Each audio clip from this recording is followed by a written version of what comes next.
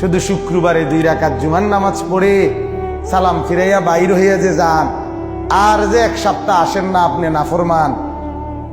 তো এই 1 সপ্তাহের তো খবর নাই। ওই শুক্রবারের 2 রাকাতেরই কি দশা, এটা কি বুঝনি আমরা? আপনি শুক্রবারের 2 রাকাত তো কিচ্ছু হয়েছে না করার দিক, কারণ এই 2 রাকাত গ্রহণ হইলেও তো আসরের নামাজ পড়তে মন চাইতো। তাহলে আপনার নামাজের দশা কি?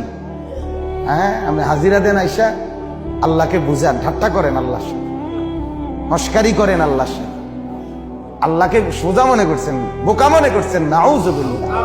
কি ভাবছেন মিয়া? কি ভাবছেন? কি ভাবছেন? একটা বিল্ডিং এর ঘরে থাকেন, কয়টা টাকা রোজগার করেন, আর এই ফাঙ্গাস তেলাপিয়া ফার্মের মুরকার কক মুরকা দিয়ে ভাত খান, ধন্যপাতা, কাঁচামরিচ, টমাটো, আলুর ভর্তা, এটা দিয়ে নিজেকে খুব বুদ্ধিমান মনে করছেন না? খুব সুখের জিন্দেগি মনে করছেন। বোকার মধ্যে আছেন, বোকার মধ্যে। নাফরমান বোকা থাকে, নাফরমান বেকুব থাকে, নাফরমান অজ্ঞ থাকে, নাফরমান মূর্খ থাকে।